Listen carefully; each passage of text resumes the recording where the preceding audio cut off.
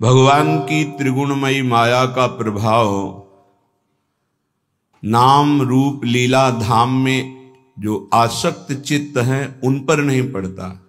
माया क्या है? एक भ्रम है।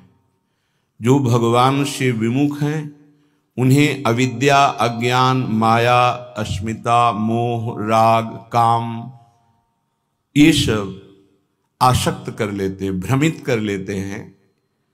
यही माया है। अपने को देह मान लेना भ्रम, अपने को कर्ता मान लेना भ्रम, अपने को भोक्ता मान लेना भ्रम, अपने को स्त्री पुरुष जड़ चैतन्यवत संपूर्ण नानात्व, ये सब भ्रम। जासु कृपा सब भ्रम मिट जाई, गिरजा सोई कृपालु रघुराई। जिन भगवान श्री हरि के चरणों का आश्रय ले लेने से कृपा ऐसी होती है कि संपूर्ण भ्रमों का नाश कर देती है। नाम रूप लीला धाम, ये विश्वास कीजिए, संपूर्ण ज्ञान, संपूर्ण प्रेम, संपूर्ण योग इससे प्राप्त हो जाता है। अपने ज्ञान मार्ग में भी चले हैं, योग मार्ग का भी यत्किंचित गुरु कृपा से ज्ञान है, लेकिन जो विश्राम, जो परम लाभ, जो परम सुख प्रियाजू के गोरे चरणारविंद के आश्रय से वो अन्यत्र कहीं भी किसी भी साधन में झलका भी नहीं। 20 वर्ष कभी आंसू आए हों ऐसा स्मरण नहीं है।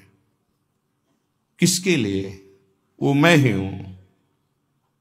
बड़ा कठोर वैराग्य में जीवन पर कहीं भी वो आनंद नहीं जो अनायास बिना प्रयास के गोरे चरणारविंद के भरोसे पे आने पर हो गया।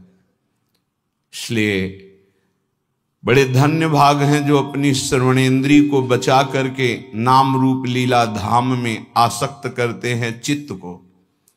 नहीं तो ऐसी ऐसी चर्चाएं होती हैं जिनका कोई मूल आश्रित तो नहीं है और साधक भटक जाता है।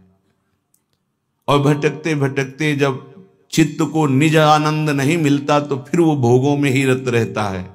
श्रीपाद प्रबोधानंद जी महाराज कह रहे हैं, बहुत ग्रहण करने योग्य बात, स्वकर्म स्रोतो भी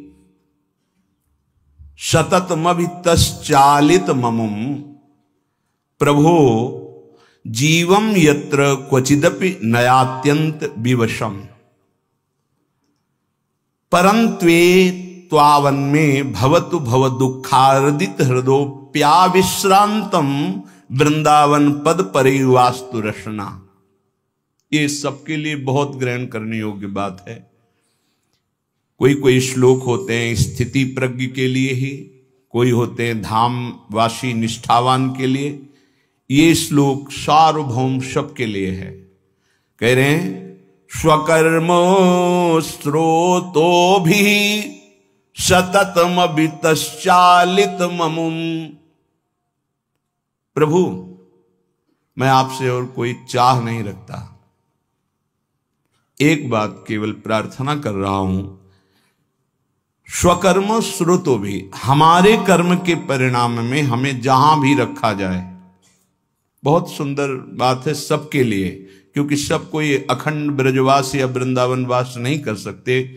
बड़ी बंधनमयी वृत्तियां हैं, कई कर्तव्य कर्म हैं, कई धर्म हैं, कई समस्याएं हैं, और सब कोई ऐसे भाव वाला भी नहीं हो सकता है। लेकिन सबको भगवत प्राप्ति करने का अधिकार है, सबको भगवत प्रेम प्राप्त करने का अधिकार है। तो कैसे प्राप्त हो? बहुत सुंदर इसमें ग्रहण करने योग्य बात सार्वभौम सबके लिए है। पहली बात तो यह समझना है, इस विश्व ब्रह्मांड में भगवान और भगवान के भजन के सिवा कोई तुम्हारे कर्म का नाश नहीं कर सकता। इसे दिमाग में लिख लो, चाहे डायरी में लिख लो, चाहे हृदय में बैठा लो। कोई भी त्रिभुवन में भगवान और भगवान के भजन के सिवा ऐसा नहीं जो तुम्हारे कर्मों को विध्वंस कर दे, कोई नहीं है।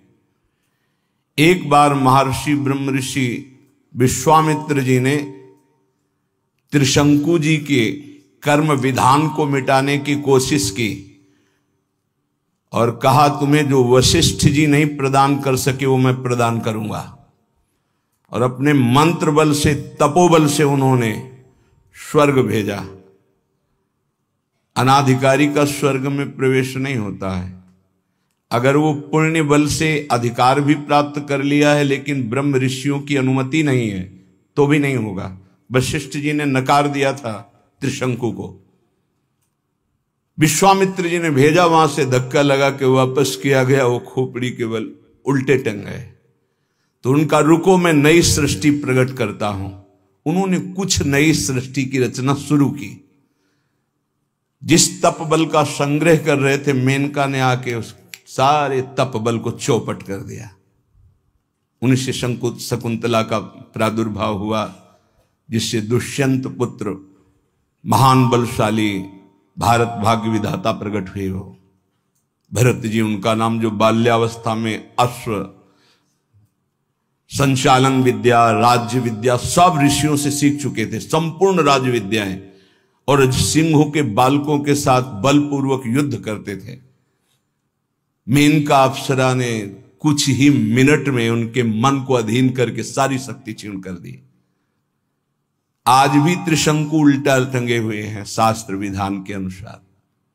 कोई किसी के कर्म को मिटा नहीं सकता, केवल भगवान और भगवान का नाम जप भजन ये बैठा लो।